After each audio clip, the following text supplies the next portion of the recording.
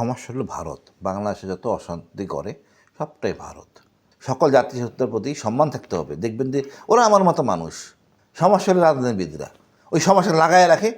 ইসলামটাকে আমরা সুশীলরা একটা ভয়ঙ্কর আতঙ্ক বলে বানায় প্রতিষ্ঠিত করছি। উপজাতির কথা বলছেন, তারা এটুকু জানে অন্য ধর্মের লোক আমার ধর্ম কোনো অন্য ধর্মের লোককে ক্ষতি করতে পারে না। পার্বত্য চট্টগ্রামে আমরা 2 দিন আগে দেখলাম যে একটা বাংলাদেশের ইতিহাসে এটা ব্যতিক্রম একটা ঘটনা যে মারমা, চাকমা, মোরং সম্মিলিতভাবে জামাতের মিছিল করতেছে, মহিলা পুরুষ সম্মিলিতভাবে, যেটা আমরা আসলে এই ধরনের কোনো মিছিল এই 54 বছরে কখনো আমরা দেখিও না, বা আমাদের বয়স আমরা এই ফার্স্ট দেখলাম। কিন্তু আমরা দেখলাম যে এই পাহাড়ি মাঝে মাঝে রক্তাক্ত হচ্ছে বিভিন্ন ইস্যুতে। আচ্ছা, এই পাহাড়ের যেহেতু আপনার লম্বা সময় আপনার এগুলো নিয়ে গবেষণা আছে, পাহাড়ের এই হিলটেক এই সমস্যাটা আমরা কীভাবে করতে পারি, বা এটা সমস্যাটা কোথায়, গোড়াটা কোথায়? সমস্যা হলো ভারত। বাংলাদেশে যত অশান্তি করে সবটাই ভারত। আর কারা? অশিক্ষিত লোকজন। যখন একটা জাতিকে শিক্ষিত করবেন তখন বিপ্লবের লোক পাবেন না, এবং শিক্ষিত হলে সে কর্মসংস্থান হবে। তখন সেম ঢাকা শহরে তখন বস্তিতে লোক থাকবে না, ভালোবাসা থাকবে, আবল তাবল ডাক দিতে কেউ যাবে না।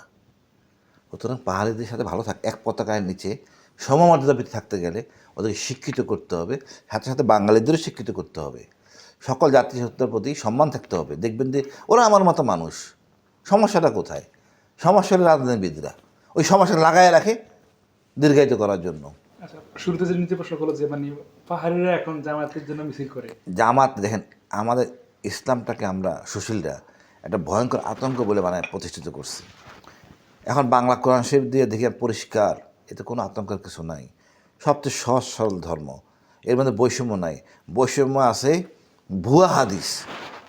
ভুয়া হাদিস, এই ভুয়া হাদিস চর্চা করে আমাদের হুজুররা, করতে ভালো লাগে। এরা নারীদেরকে পণ্য মনে করে যে বাসা ভিতরে থাকবে, পর্দার মধ্যে থাকবে, বাইরে যাওয়ার দরকার নাই। This is wrong. নবীজির যুগে তো নারীরা যুদ্ধ করছে, নবীজির পরের যুগে যুদ্ধ করছে। নারীদের ঘরে বসে রাখবেন কেন যদি যোগ্য না হয়? আমাদের এই আন্ডারমাইন করাতে আজকে এই সমস্যাগুলো হয়েছে।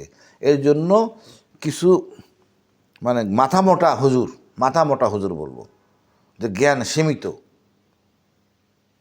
রাবেয়া বেস্তি দেখেন না কি করছে পৃথিবীতে। উম্মে হানি নবীজি থাকতে মক্কা বিজয়ের পরে ওরা শুয়েছিলেন, তো নবীজি গল্প করছে যেভাবে, এই যুদ্ধ করছে সেই যুদ্ধ করছে, বিশাল বিজয়, ইসলামের বিজয় বিশাল, আপন আত্মীয় উম্মে হানিরে বলতেছিলেন। তো উম্মে হানি বললেন আমরা যদি যুদ্ধ করতে পারতাম। তো নবী তন্দ্রাচ্ছন্ন ছিলেন, এর মধ্যে উনি আবার তন্দ্রা ভেঙে হাসতেছিলেন। তা আপনি হাসলেন কেন? আল্লাহ তোমারটা কবুল করছে। হাদিসের অংশ। আমি সব হাদিস আমলে নেই না, বাট এটা করছে। এবং ওই ভদ্রমহিলা, হাদিস বাদ দেন, ভদ্রমহিলা যুদ্ধ করে সে মারা গেছেন ঘোড়া থেকে পড়ে। তো ইসলাম তো স্বীকৃত। আমাদের হুজুররা এই আমাদের দেশে মেয়েরা মসজিদে যাওয়া শুরু করলো কবে থেকে ভাই বলেন তো? হুজুরা তো চিন্তাই করতে পারে না। এইসব জিনিস ভালো বোঝে আমাদের হুজুররা। মেয়ে ঘরের ভেতরে থাকবে, যার জন্য মেয়েরা তিতা হয়ে যাচ্ছে। এখন মেয়েরাই বই পড়তেছে, কাউন্টার করতেছে। উপজাতির কথা বলছেন, তারা এটুকু জানে অন্য ধর্মের লোক আমার ধর্ম কোনো অন্য ধর্মের লোককে ক্ষতি করতে পারে না, হয় না, ইসলাম করতে দেয় না। ওদের ধর্ম দেয় না, ওদের হুজুররা ওদের ভেড়ারে ভাড়িতে ব্রাহ্মণ ওই ব্রহ্ম যে ধর্ম যে ভাঙতে, সবাই শিক্ষিত হচ্ছে, সবাই পড়াশোনা করে। আমার দ্বারা আপনার ক্ষতি নিলে আপনার সাহায্য করতে আমার অসুবিধা কোথায়? আমার বাঙালিতে কোনো চাকমা মারে না। চাকমারা মারে আমাদের। চাকমা মানে কি? ওই সন্ত্রাসী অস্ত্রধারীরা অস্ত্রগুলি করে।